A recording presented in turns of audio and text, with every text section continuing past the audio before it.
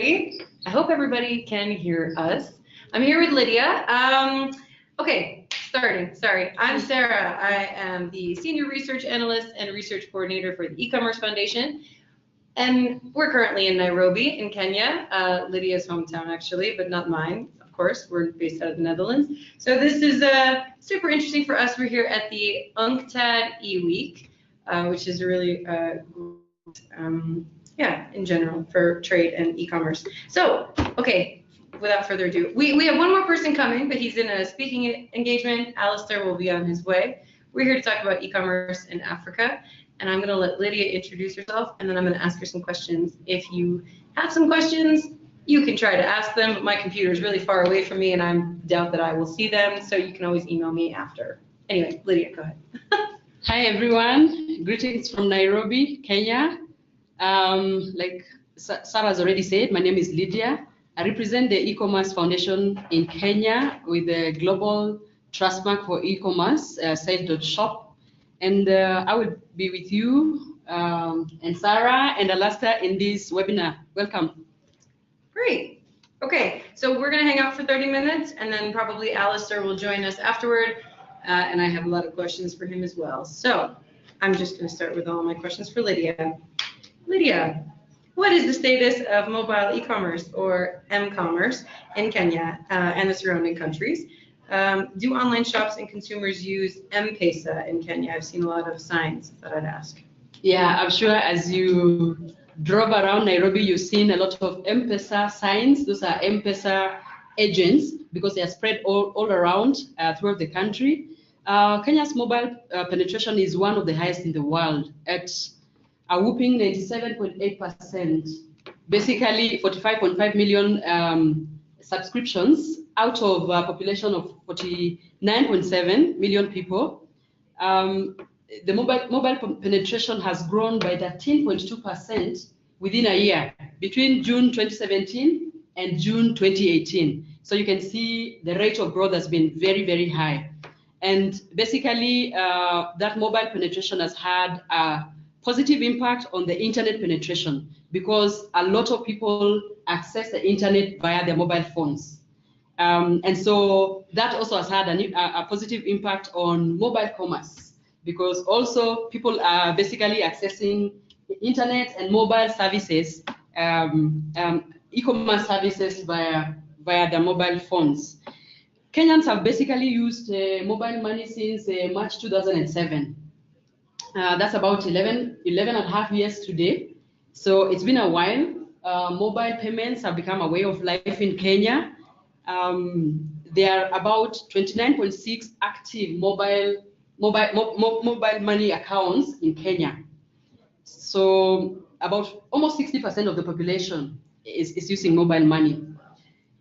And so M-Pesa is, of course, the biggest mobile service provider, but there are others. There is Airtel Money, there is Equitel Money, there is T-Cash from Telcom, there's Mobile Pay. So it's not the only one. There are several people have a choice. Ideally, mobile payments have revolutionized the way we pay, the way we do banking, because you can now transfer money from a bank account to your mobile money wallet, and you can also transfer, but vice versa is also true. You can transfer from mobile to a bank account. In fact, people hardly go to banking halls. They hardly go to ATMs. I cannot remember the last time I went to a bank physically or went to an ATM to withdraw cash, because basically you just transfer money from bank account to, I use M-Pesa to M-Pesa and back and forth and make your payments. And so that money is accessible anytime, anywhere. Yeah, even if someone is in a rural village in Kenya, as long as they have their mobile phone, they can access mobile services, mobile commerce services. With regard to retail, both offline and online retailers use mobile money. It is a very convenient way of making payments, and it has a lot of benefits. First, like I said, like M-Pesa has about 160,000 agents spread all over the country. So, I mean, everywhere you turn, you'll see an agent. So even if you need to deposit money into your M-Pesa wallet, or you need to withdraw money from your M-Pesa wallet, you're likely to have to find an M-Pesa agent somewhere in your neighborhood, as opposed to banks where the bank branches are a bit fewer. They're less than that. And so, besides making it possible for customers to pay retailers, it has also had other benefits for the retailers. So, for instance, they're able to pay for utilities. So when they want to pay for electricity, they don't need to go to queue to the electricity company to make their payment. When they need to pay for water, again, they can pay via mobile money. When they need to pay for other utilities, for parking fees, you can pay via mobile money. And so you may not realize this, but actually, especially for the micro and the MSMEs in Africa, it saves a lot of time, because traditionally they would have had to close their business and go and queue to make those payments. But now they're able to save that time and actually use it, invest it in their business, in actually moving their business. And then the access to credit, it has also enabled them to access credit, because microcredit companies are able to use the data, the mobile history, the transactional history of a business to rate them, to determine their credit worthiness and advance a loan without collateral. So it has also eased access to finance for micro, small, and medium enterprises. So it's actually boosting retail businesses in a big way. And then in Kenya, the government has actually led the way by offering government to citizen services via mobile.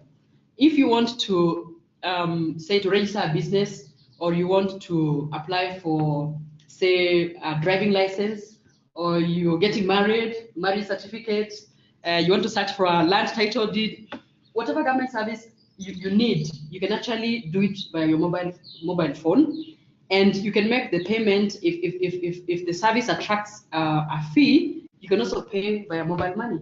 So the government actually led in that way, and making it easy for citizens actually to access government services. I remember when I was registering my business, Muni Fashion, I didn't even need to leave my bedroom. Yeah, just from my phone, registered, everything done from the phone. It makes it much easier. So much easier, so convenient. Yeah, so convenient. And it also sounds a lot safer, perhaps, as well. Now, if you're not carrying cash with you, there's less of a concern, perhaps, that someone will, especially for businesses as well. Oh yes. Yeah. Because immediately you get your money, you can transfer it to the bank. It doesn't have to stay with you. Yeah, because it's easy to move the money from your mobile wallet to the bank. Yeah, exactly. Yeah. And besides trade and government services, essentially these days there are mobile applications for almost every facet of life, whether it's health, whether it's agriculture, whether it's insurance.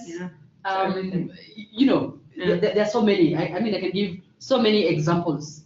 So, for instance, in the area of health, we have an application called mHealth. In Kenya and in most of Africa, medical insurance, or generally insurance penetration, is very low. Yeah. And you find that many people are unable to access health services because they cannot afford to pay insurance premiums, because usually they are paid on a monthly basis, and there are people who earn a daily wage. Yeah. And you find that they are unable to accumulate that money to be able to pay for medical insurance at the end of the month. But with services like mHealth, they are able to actually deposit money to an account that specifically goes to health. Yeah. When they get the money, they can immediately deposit into an mHealth MTBA account. Yeah. An MTBA account, and that money is locked for health. Okay. Yeah. And it can be spent in specific authorized healthcare facilities. So it helps in improving healthcare access, especially to the low income people. Yeah. Yeah. So benefits besides trade. Because can you have an mHealth account without having an actual bank account, or? Yeah, you do not need to have a bank account. That's also really good. Yes, you don't need to have a bank account.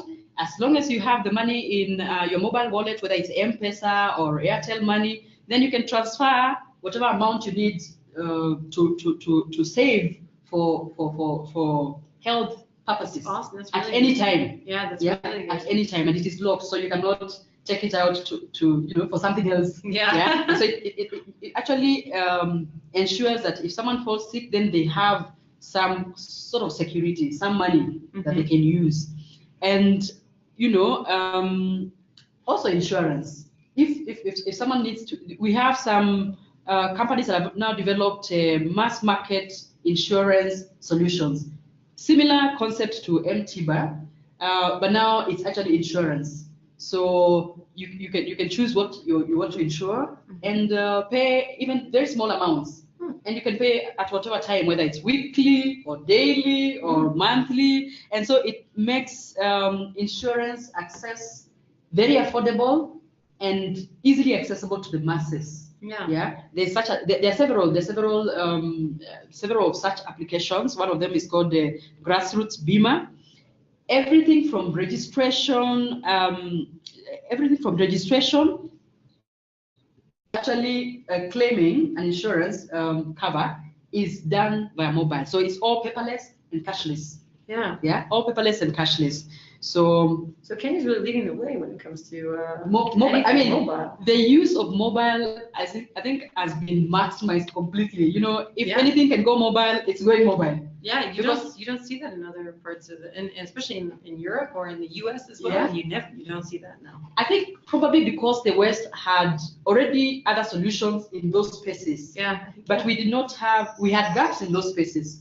And therefore, mobile technology is allowing us now to leapfrog, to sort of jump the queue and because it's a tool that is in your hand at any time. Yeah, you're right. So imagine you can use it to pay for your medical insurance. You can use it to pay for your electricity bills. You can use it to pay for. You can use it to invest. Anything, yeah. You can use it to invest. So like in 2017, the government launched a retail bond called Emakiba, which is purely transacted via mobile.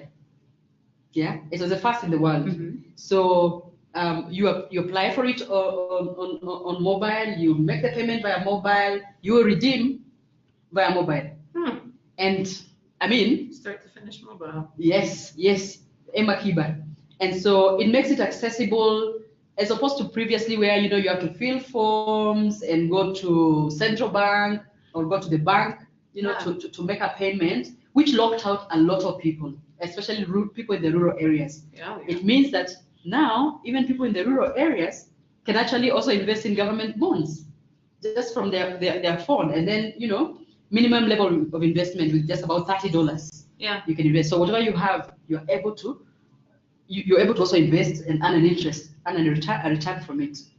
Yeah, and I'm thinking then for retailers who are looking at a really good African market to expand into cross-border, yes, it seems like Kenya is a really great one because it is so easy, as you said, to start up a business as well here. So if you really wanted to, you could probably go online and do it fairly easily. If you have like a business in another part of Africa, let's say, or even Europe perhaps, it might be easier to then start the process here. Yes. And it also sounds like you don't have to put, you can very easily do that via mobile as well. And I think it's really helpful what you're saying, because me coming from the US, let's say, I would have always put everything on desktop if I were a web shop owner. Whereas it sounds like what you're saying is, mobile first. It's mobile first, first. It's mobile first because, like I said, more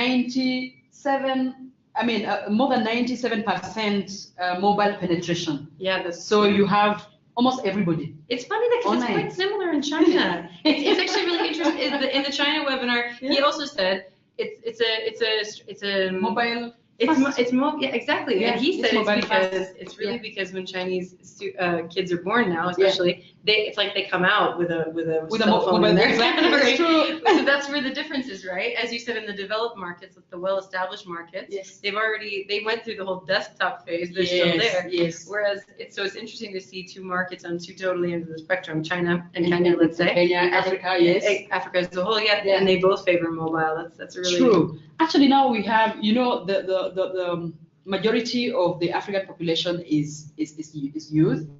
Is young. I mean, so majority of them have just been born into the mobile age. So they're really tech savvy and they're digital. Yeah, that's what they've known. That's for sure. So everything they want to do, they basically just know the mobile. Yeah. They don't know about desktops, laptops.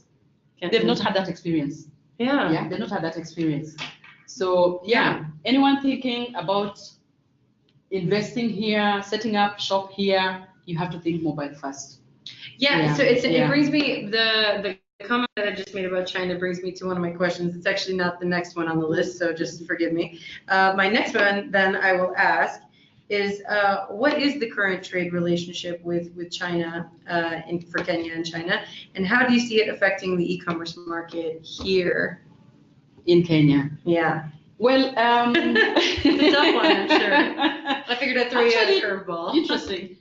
I mean, China is actually Kenya's greatest trading partner, although the trade balance is tilted significantly in favor of China.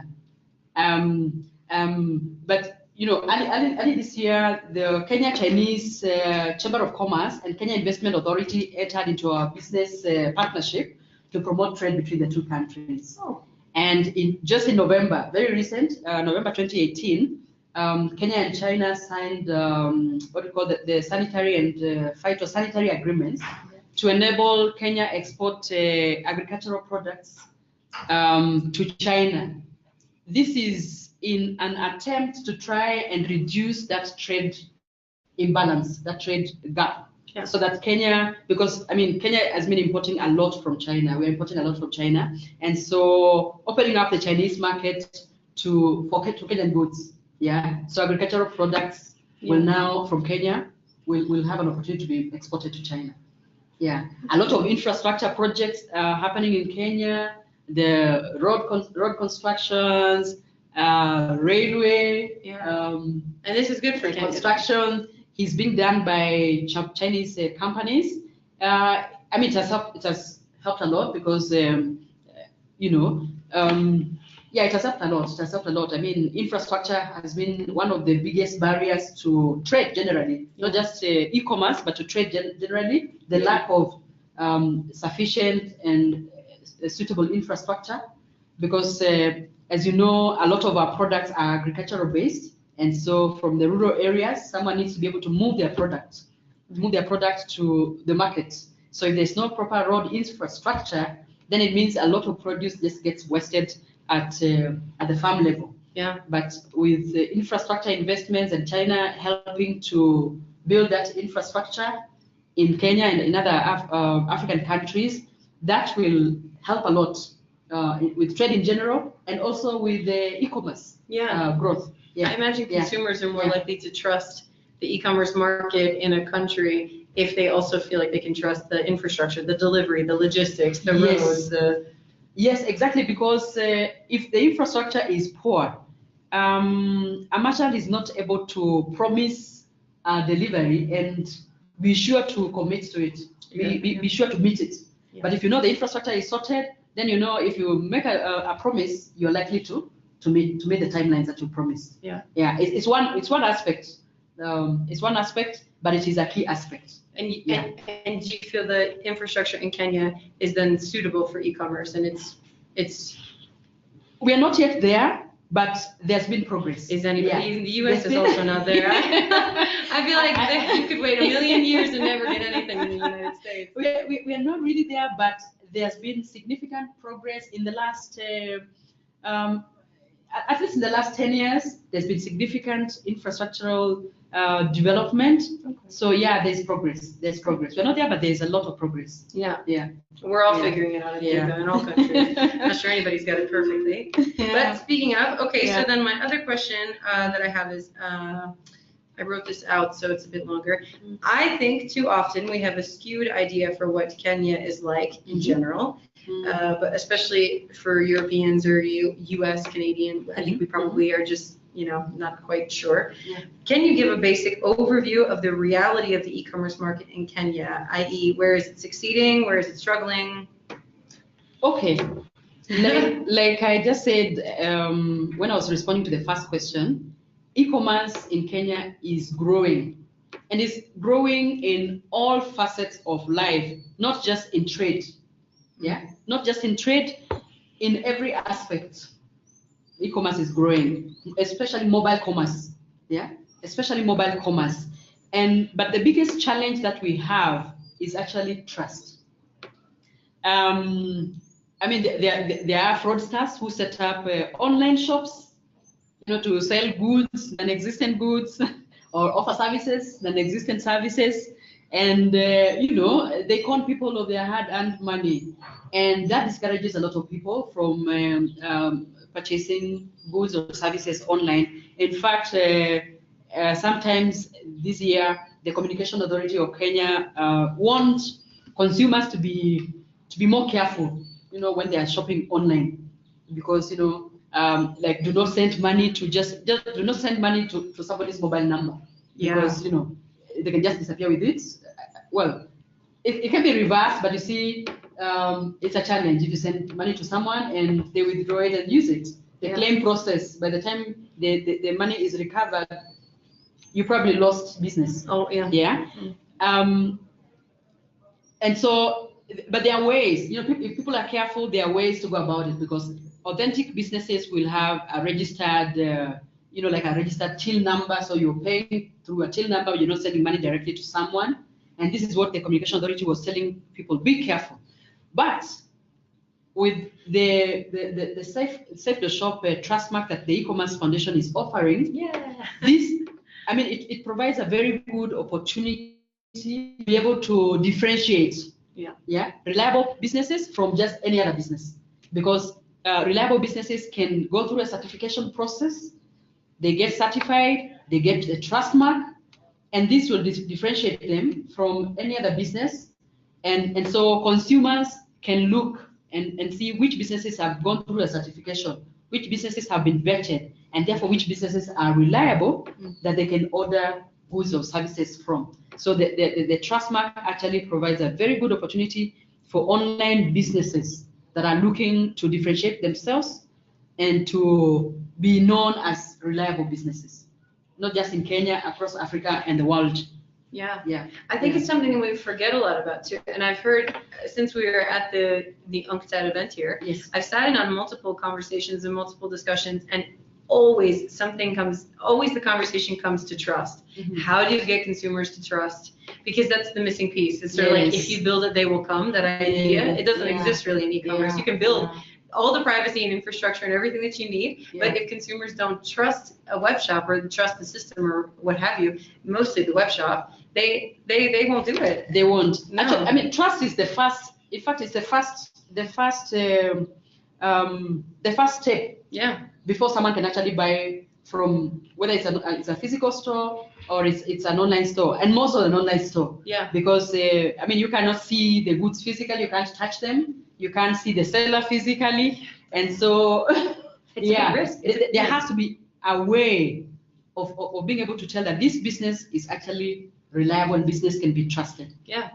It's a really big. There has to be a way. And I think we forget about it too, especially in Europe. We forget about it because it's sort of, in the Netherlands, we have a law where, if you buy something online, you have 14 days to return it, and they have to give you back your money within those 14 days. If you send it back, that's the protection that the law. But if you are in a country, especially let's say maybe not Kenya, I don't know for Kenya, but in any other African country, or even Latin America as well, they haven't quite made policies yet to protect consumers. True. And so then they're really hesitant to do this, and I think we forget it. So if you want to sell into Kenya, you have to know, or any part of Africa, you have to know that the consumers might be a bit more hesitant.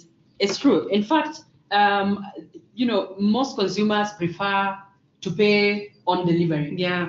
That's a big, and then the risk is the merchant. Yes, and then the merchant, there's a risk for the merchant, and so it actually acts as a barrier, because the merchant will say, I cannot send the good to you until you send the money. And the consumer is saying, I cannot send the money until I see the goods. Cyclical. So, I mean, and a transaction can break at that point. A transaction can break at that point. So there needs to be a way for consumers to tell that this business, I can trust this business.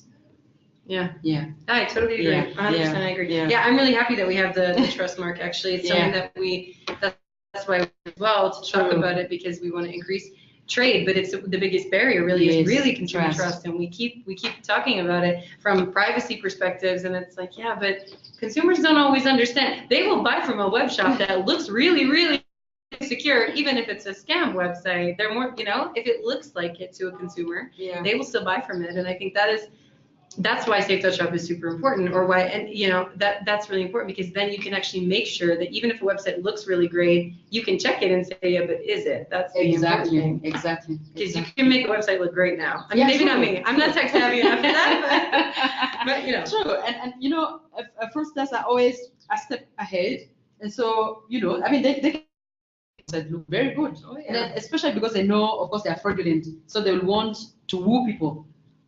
So there needs to be a way to vet businesses. And if you're legit, you really need to make sure you do that. True. Well, and so speaking of selling cross-border, my next question: what is the general feeling of Kenyan consumers regarding cross-border e-commerce? Are they willing, able, etc.? I mean, Kenyans are very open to cross-border trade.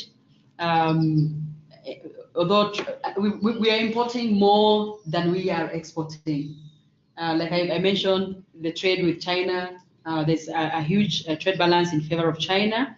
But yes, Kenyans are already trading cross-border. I mean, and they were trading cross-border even before e-commerce.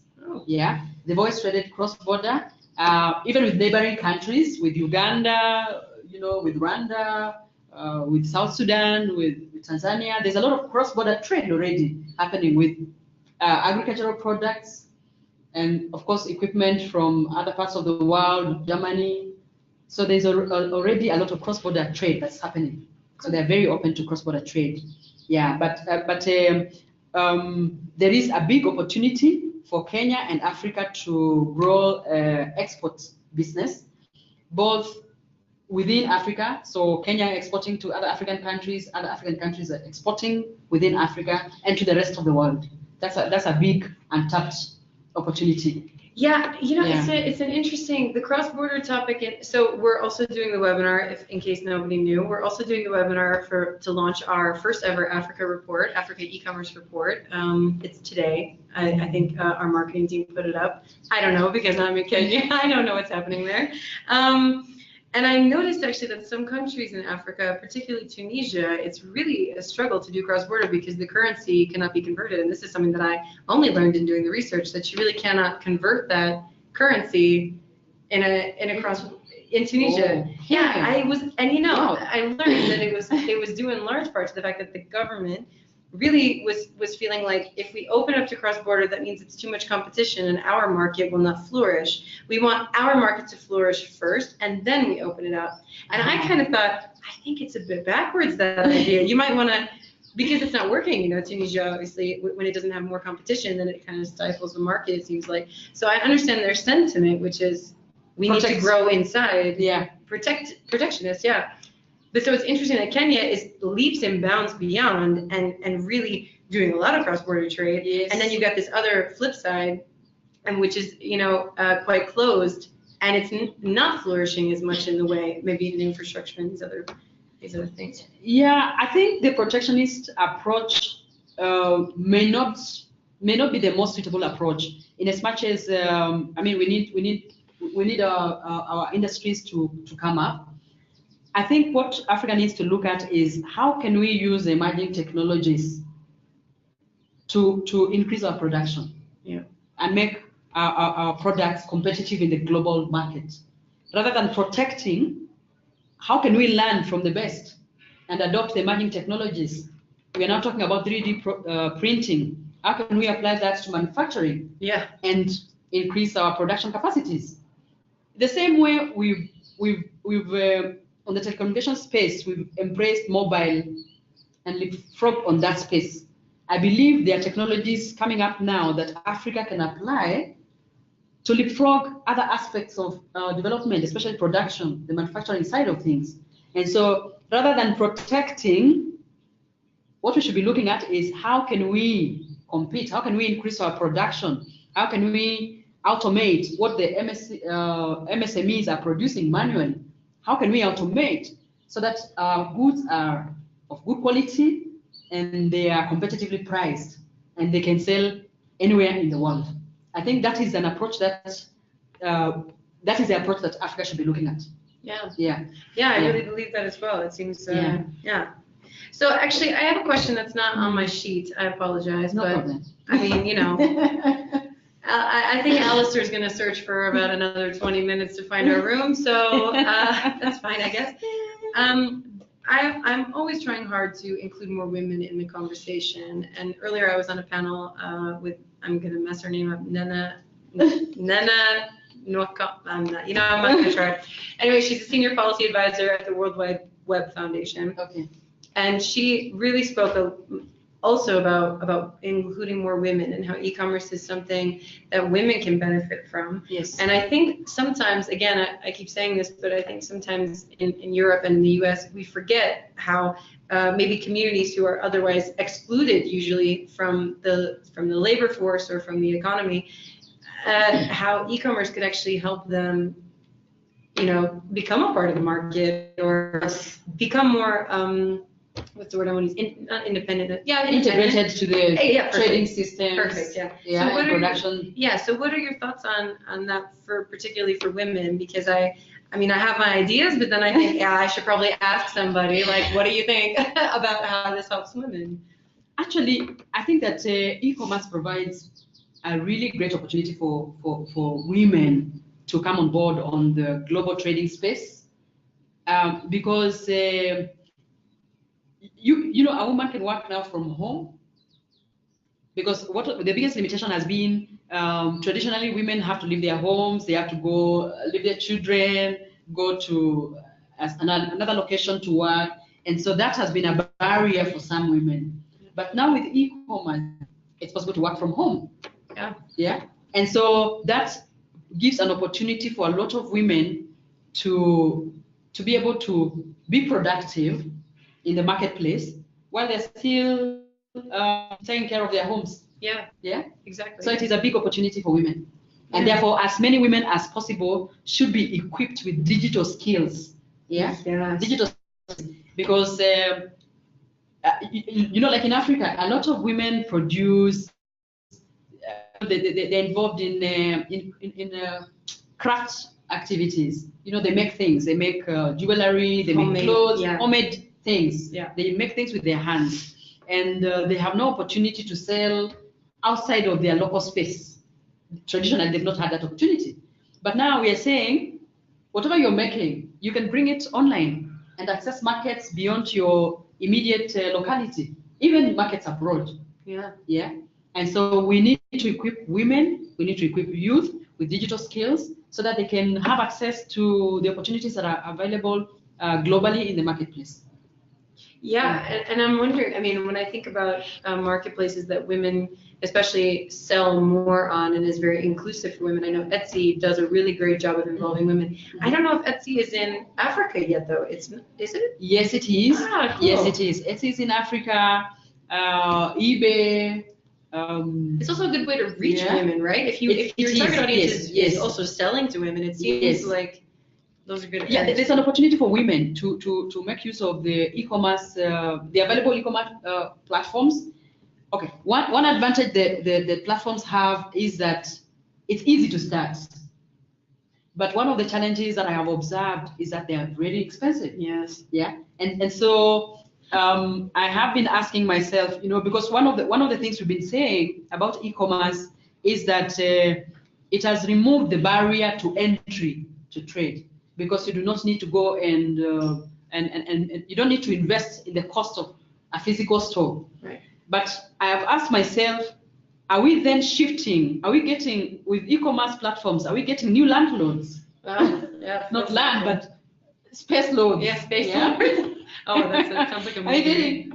new online space loads. Yeah. Yeah, because it seems like we are shifting the payment from the physical store landlord to the online space owner, Yes. who is the e-commerce platform. And because when I looked at those costs, I mean, recently I attended a workshop where women were being introduced to eBay, and so I looked at the costs, the cumulative costs for someone's product to actually get prioritized, to be seen by customers. It means you have to pay more. It's one thing to list on the platform, but it's another thing for your product to actually get visibility on the platform. And that's the important thing. Yeah, right? and that's the important thing, because of course there are millions of people listing on a platform, and there are millions of people probably listing something similar to yours. So how does your product get visibility on the platform? Right. E-commerce platform owners have realized that that is an opportunity for them to also make more money. And so you need to pay more than just the listing fee for your product to rank higher. And so the higher you want it to rank, the higher you need to pay. That's what I learned from that workshop. And therefore I realized that it's something that I hope we will evolve out of, so that we are not introducing a new barrier to e-commerce with the e-commerce platforms. Yeah, where if you're not selling one, then you're not. Yeah, I mean, we just say that you don't need to incur the costs of taking up physical space, but now you need to incur an equally high amount of cost to list on an e-commerce platform. Yeah. And so that could also knock out a lot of people that would have embraced that opportunity. Yeah. Yeah. Yeah, I interviewed a woman selling on Etsy in the Netherlands recently. And she said that she felt that Amazon and eBay were fairly high, and that Etsy was decent for her. It was good. Okay. I think she actually said it was better than decent. Okay. I can't remember. Okay. I will have a look at that. I mean, I can't say it's general. Yeah, me neither. It's I've never sold one. that was eBay I was looking at. Yeah. Because it seemed, I mean, cumulatively, by the time your product actually gets visibility, you'd have spent a decent amount of money. Yeah, and that's what I'm saying. It seems then that it would be a better option for people in perhaps communities that don't have as easy access. It might be better for them to look towards something like Etsy or their own online store. Exactly. Or their own online store. Yeah. Or micro and small and medium enterprises can also come together. Oh. Yeah, they can also come together and build their own platform. I mean, their own group website. Yeah, why not? That would be nice. In Africa, we've always done things in groups. In Kenya, we call them chama. Chama is a group of people who have come together for a purpose, and we like to come together a lot to invest, to do merry-go-rounds. People contribute money in tons, and so I think the e-commerce space can also benefit from that group concept. Yeah. Yeah, that group concept. So people can come together and create and share the costs. Share the cost of hosting a website. Because share the cost of hosting a website and have their their products and they can market together. I think this is a concept that Africa can explore also. Yeah, that's a good one. Yeah, and also because when you look at the culture of a lot of African countries, I presented on this once before, it's very collectivist, whereas the US is more individualist. And it's you can actually see that in numbers. You can see the difference there, and you can see that Americans especially are much more, I don't know, they don't really rally together as much, clearly, for many reasons. But you find more with African countries, you have more collectivist. So that's also another way that you have to know to market to African consumers. True. I say African consumers, that's really not good though, because of course they're not all the same. I'm just saying, when it comes to being on the collectivist spectrum, it's more African countries are. And so knowing that, I think could also help people sell into African countries if they. Yeah, true. I think we have to look at the cultural issues. How do we operate? How does our culture operate? And there are things we build on. Even in the trading space, there are things that we can build on, the way we work, the way we operate, the chama concept, and use it to basically move our trade forward. Yeah. Yeah. Even in the e-commerce space. Definitely. Yeah. I totally agree. Yeah. Okay, okay, I already asked you mostly what are the biggest barriers, and I've asked you a lot of things. Yeah. I'm gonna ask you this one. What are your 3 tips for retailers looking to sell cross-border into Kenya? And also, what is this? My computer is giving me everyone's gonna see how poor my eyesight is. Anyway. Okay. Yeah, so 3 tips for retail. 3 tips for retailers looking to sell cross-border into Kenya. If you can give something for other African countries around Kenya, that's cool, but also from Europe into Kenya, from anywhere into Kenya is also fine. However you want to answer. Okay. One is they need to look at the challenges that we are facing. For instance, in the e-commerce space, one of the challenges we have is one of infrastructure. So you'll find there are a lot of, take an example of electricity. There are a lot of spaces that are not connected to electricity. In Kenya, I think our connection is probably at about 70% right now. And it's probably one of the highest, in Africa. So already that's an opportunity because investment in green energy is an opportunity. Okay. Pause just a moment. There you go. This is how laid back our webinars are. Sorry for that. Sorry for that. So, like I was saying, there are opportunities. So, investment in green energy, so that more people have access to electricity. As more people have access to electricity, it helps with increasing production. And with increased production, there's more to trade, because without the products, we don't have something to bring on the table of trade. So that's an opportunity already. And then localizing their solutions. Like I said, Africa is mobile first. Yeah. And so if you're thinking of setting up shop here, you have to think about integrating with the existing payment service providers, payment systems that are already there. So, for instance, you cannot expect people to pay by credit card because very few people have a credit card. Right. Very few people have a credit card, but they can pay via M-Pesa or any other mobile service provider that they have access to. So think about how you can integrate your business with the locally available solutions. And then collaboration is key. Collaborate with local talent. See how you can tap into local talent, because there's a lot of local talent. They use their incubation hubs spread across Africa now. Universities are setting up incubation hubs, and so there's a lot of talent. There's a lot of youthful talent. So investors can look into how can they collaborate, how can they tap into this talent and build solutions for the problems that Africa has are also opportunities. And the solutions can come out of Africa. So investors can come and collaborate with the African talent to build solutions to the African challenges. Yeah.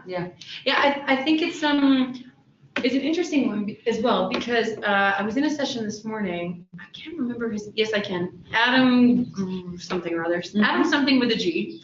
Okay. And he is the CEO and founder of Link, I think is what it's called in Kenya. Okay. It's also a platform.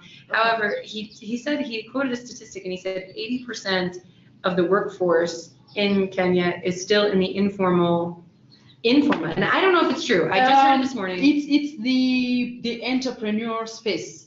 The businesses. Okay. The businesses, small businesses. A lot of the small businesses are still in the informal space. A lot of them are not registered formally. They're not registered formally. And so that's a huge opportunity. Yeah. That's a huge opportunity. It's an opportunity for government. And e-commerce actually provides an excellent opportunity for these businesses to come on board, get formalized, register, and then get online. And as they do that, they will pay taxes.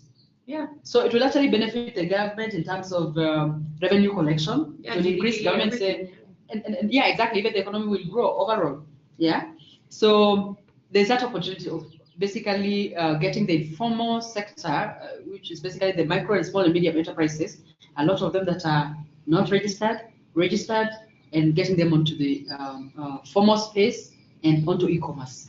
Yes, and he also, it gives me the other idea, which is that if you are perhaps a freelancer, like maybe what you do is related somehow, even tangentially, to e-commerce. Say that you're a web developer, but you work freelance, or you are, and you're working in the informal labor economy. It's also a good opportunity for people who want to maybe sell into Kenya, but don't have the necessary language. I mean, if you're from another country, you might not speak Kiswahili, is that how you say? Swahili is a national language. You might not, it might be a bit daunting to come into Kenya and thinking, how am I going to reach this audience?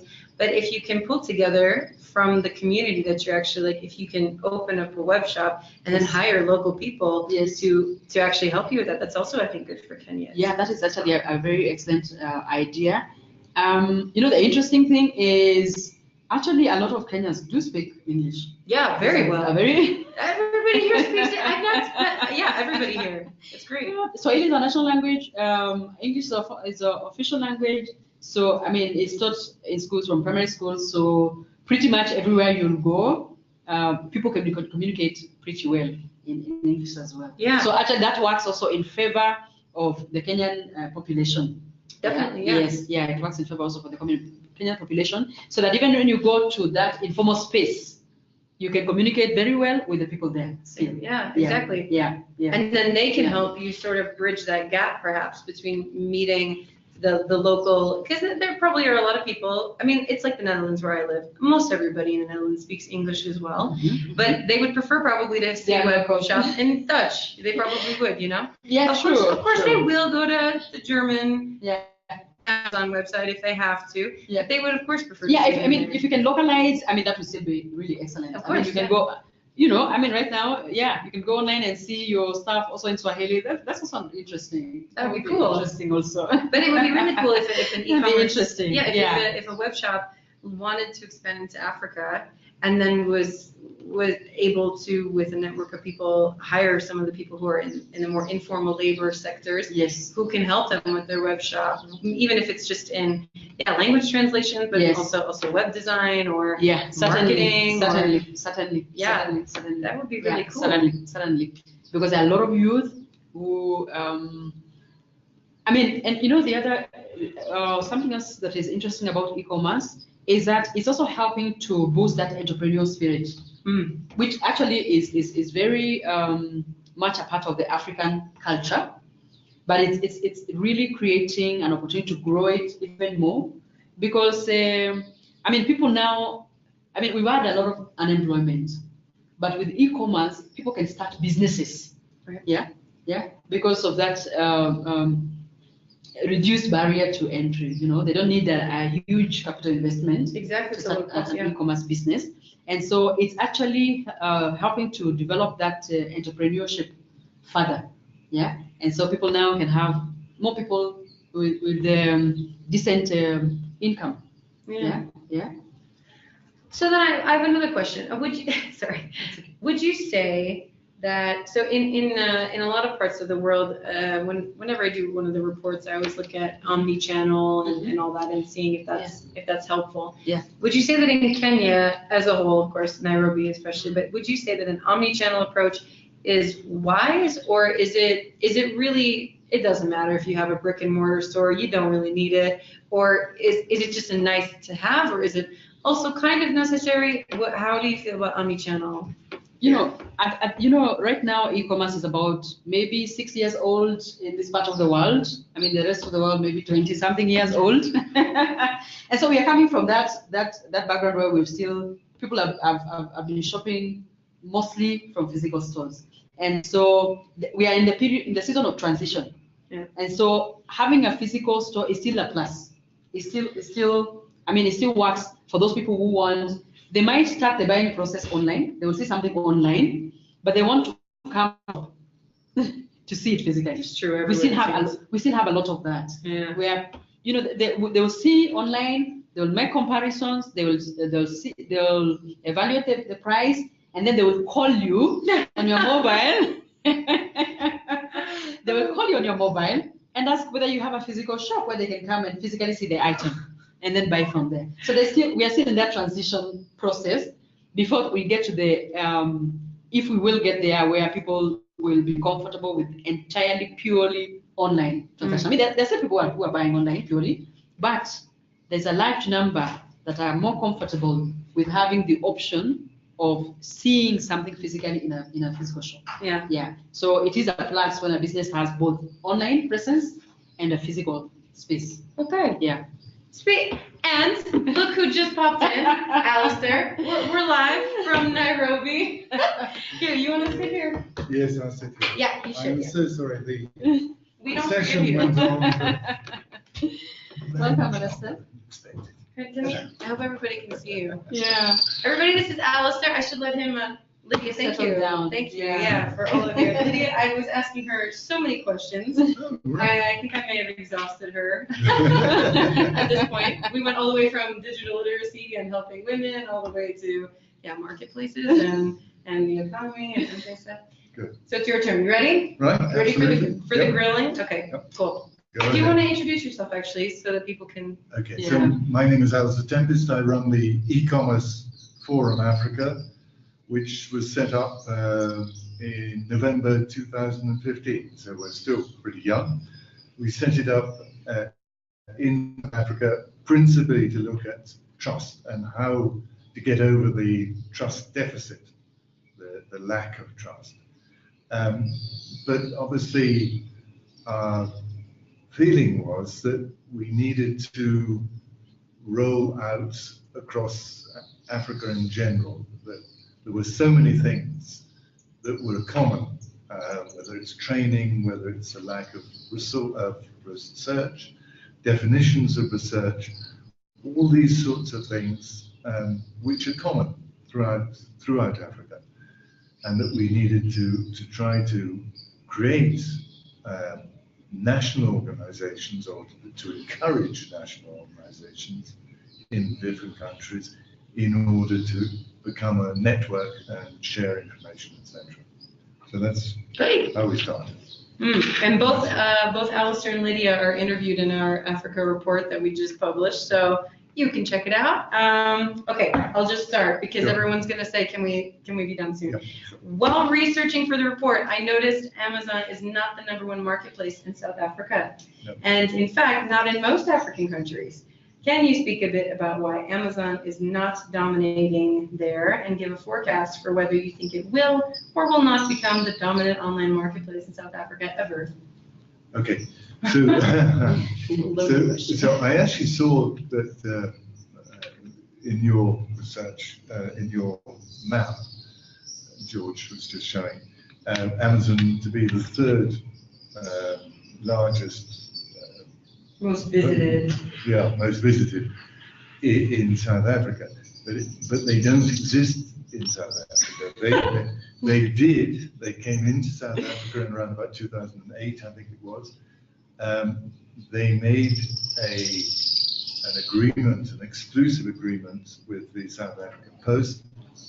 It was an unfortunate timing for them because South African Post was having some internal problems, including a lot of strikes, and Amazon was very severely burnt by that, and then they came up and went out. So that's why Amazon's not there. What then happened was that a separate organization called Takealot was created, and Takealot was based on the idea of Amazon, and it sells some Amazon shops as well. So it provides, if you want to buy books or something like that, you can buy them through Takealot or through some of the other platforms in South Africa. So that's been the story of Amazon, and indeed the story of some of the other large multinationals. Right. Okay, cool. Good to know. Okay, I was surprised. I think I can hear birds chirping in the background. I bet everybody here can also hear that. I was surprised to see the South African e-commerce market fall behind Egypt in B2C e-commerce turnover. And the numbers, I should say, are a bit dodgy because I don't always know if it includes goods and services, just goods, just services. I take the best source I can find, but sometimes they don't always, expand much. So if you have a counterpoint, you can say it now, even though we published the report. You can say South Africa definitely has more. No, I definitely wouldn't. I mean, Egypt is a very large country, larger than South Africa. It's also very well developed, and it has, after the revolution there, it has started to get itself back together again in a very big way. So I'm not particularly surprised.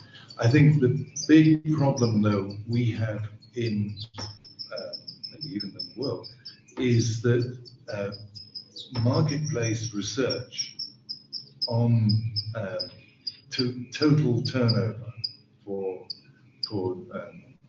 e-commerce is often based on surveys which are done with consumers. So you do a survey on let's say 2,000 consumers, and you ask them, how much have you spent in the last year on e-commerce, and then you extrapolate.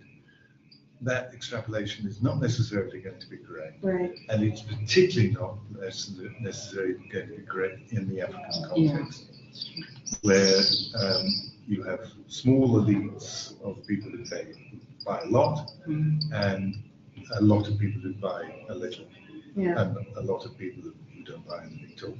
So it is a big problem. We have just supported a different piece of research by the Worldwide Works, which came out last month, where they were going to sellers, to the actual platforms, and asking them what their turnover was. So we think that that's probably a better way of looking at it. And there is quite a considerable difference between what they report and what the first type of the consumer panels. Of course. So you think it's accurate, but do you think that South Africa will ever surpass Egypt in its e-commerce turnover, or you think it'll always be a bit? What do you think keeps it from? Oh no, I think South Africa is growing. We're all growing at rates of over 20%. Some countries are growing at rates of 40%. We are in a situation now today of Europe 15 years ago, where there's been these enormous growth rates from a low basis. The growth rates are going very nicely, and who's to know? I mean, maybe we will overtake Egypt next year, and the next year Egypt will overtake us, and the next year, and we'll go on like that. It's like a horse. So it's very difficult to tell where we'll go, and I think a lot will depend also on who comes into South Africa, who comes into Egypt in the way of sellers. Cool. Okay. So I noticed from my research as well that still a large portion of the population is without a credit card. Only 13% from what I saw. I think I remember that's it. Although 70% have a bank account in South Africa. Can you explain a bit about why the difference? That's quite a difference. And also explain how retailers, if they want to flourish in South Africa, I guess this leads also into what are your top tips for a retailer who wants to sell into South Africa then, regarding everything from payments to delivery. Everything else. I think credit cards are not necessarily terribly popular in Africa in general. Debit cards, though, are. So my bank, I don't know if I got my bank card here, and I'm not going to show you the number. You show it everybody. But my bank card here, which is from South African bank. It has Visa, but it is. But it's a debit card. It's not a credit card. So that makes a bit of a difference. Oh, so offering debit is better. Yeah. Okay. Well, that's what their banks think anyway. So, Yeah, okay. So I think you'll find that a lot of people have bank cards which are debit cards. The second thing is the tradition in Africa, or certainly in South Africa, has often been for electronic transfers. Okay. ETAs, rather than using credit cards. What is, of course, and I'm sure we've discussed that, happening in other countries, but not in South Africa, is M-Pesa type systems. South Africa, we have very large, very powerful banks who don't particularly like M-Pesa, and therefore, not being so helpful. Okay. Yeah. On online payments in general, in South Africa, we have 9, I think it is, the last time I counted, online payment systems. Some of them are not indigenous, but most of them are indigenous to South Africa. So this is very good. Some of them are growing out into Africa.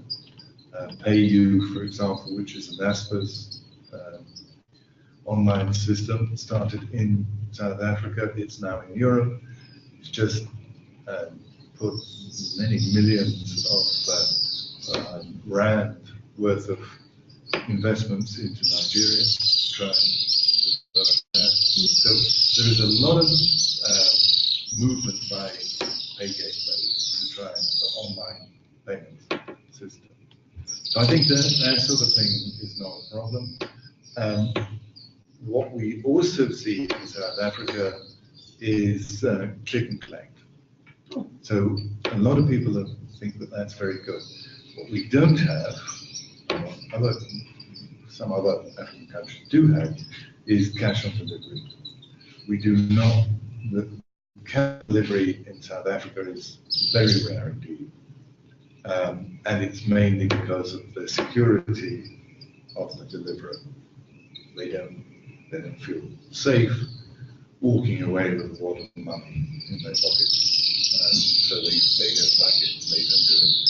But of course, click on and collect, where you go to the local supermarket or wherever, then you can pay cash on delivery. Okay. So that has made a big difference. Cash on deliveries, I can't remember the actual figures, but it is something like 30%, I think, or 25% of online. So it's quite high in comparison to some other places, but in Africa that's quite low, yeah. For consumers wanting that, yeah. You do find that a lot around Africa. Yeah. Africa and also mosquito, and also the Latin American countries as well. Yes. Yeah. So, okay, cool, good to know. So M-Pesa does then extend to South Africa, though. It does. It is run by, they've had 3 experiments so far. Keep talking. They've had 3 experiments with the last one was with Vodacom and one of the banks. Mm-hmm. The problem is that we then introduce a commercial bank into the mix, and that means that it's not a very, very cheap system for payments, which is where it's so beneficial here, for example, in other countries like Tanzania, where it started. Yeah. That is a great thing about it. Yeah, it makes you wonder if M-Pesa will become, at some point, the sort of African leading, not PayPal, I don't know what you would, maybe WeChat almost, it might be a bit like that. Well, Virgin Money, for example, has started last, about 3 or 4 months ago, no, a little bit longer, maybe 9 months ago, they started a type of M-Pesa, which is you can pay through virtual money, and the transaction payment is free. Okay. Now, how they make their money, God only knows, but there we are. We won't go into that. Okay, I feel like I'm going to get yelled at by everybody who watches our webinars if we keep going. Sorry that we didn't have a lot of time. I apologize enormously. It's just the whole system came late. We started the whole of the panel late, and then unfortunately we had a rather quiet moderator who refused to stop. Yeah, great. Yes. Well, I will not be that. I will stop everybody from going on. Okay, do you have anything else you would like to add about South Africa? Anything for our people listening, like that they must know if they want to come to South Africa? No, I don't think so. South Africa has enormous advantage over some other African markets because the logistics are not bad. The roads are not bad at all, except if you go out into the rural areas. So roads are very much European roads, let's say going between Cape Town and Durban and Johannesburg.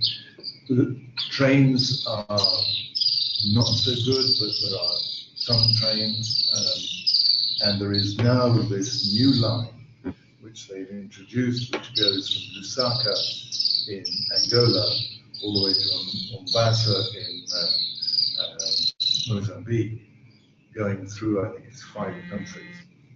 And that's quite interesting because it helps to bring in supplies. People who want to bring in supplies from, let's say, from Europe, they can go and ship it to Lusaka rather than having to go all the way around the Cape on bad weather. So these sorts of things are doing well, and the airlines and the air system is good in South Africa as well. So logistics are not bad. The cost of logistics, though, is not the same as Europe. The courier companies still think of themselves principally as courier companies, not as deliverers of e-commerce. But supply and demand, the more demand, the better the supply. Okay, so we get the good with the bad with Alastair. And you, Lydia, what would you say is the one thing that everybody should know if they want to come to Kenya? Like I said, everything needs to work on mobile here. Works on mobile. Yeah. Yeah. You guys said you were both supposed to say download the report and read it, and also make sure you have Safe.Shop if you're going to come here. You guys, I really was expecting that, and you let me down. I think I said in my conversation. I should quickly say, I mean, we've been a bit at a difficulty in South Africa with Safe Shops because we found out that there is a company which is called Safe.Shops, and it's selling safes and security systems, and they don't want to give up their IRL to us. So this is a bit of a problem, but we are doing a test with one of the biggest retailers on 4 of their websites. Yeah. And that should roll out very soon. So that will. That's also good to know, because if anybody watching then is a retailer who wants to sell in out of these countries, these are the 2 people that you should be contacting, actually. Yeah. Because they will make sure you're certified with Safe.Shop. Yeah, actually, let me just say that we are launching Safe.Shop tomorrow in Kenya. Please, if you can, sign up online, you're welcome to do so as we launch the Africa e-commerce report. Yeah. Look out for it. And maybe if you also get Safe.Shop, you can have the report for free. Yes. and then you can really sell super well in Kenya. Yeah. That's the hope. Anyway, okay, I'm gonna end this now before people start yelling at me. That might already be happening. Anyway, thank you to both Alastair and Lydia for coming. Thank you very much. You're welcome. Bye, everyone. But we will have another webinar soon, and make sure you download the report. And yeah. Okay, goodbye from Nairobi.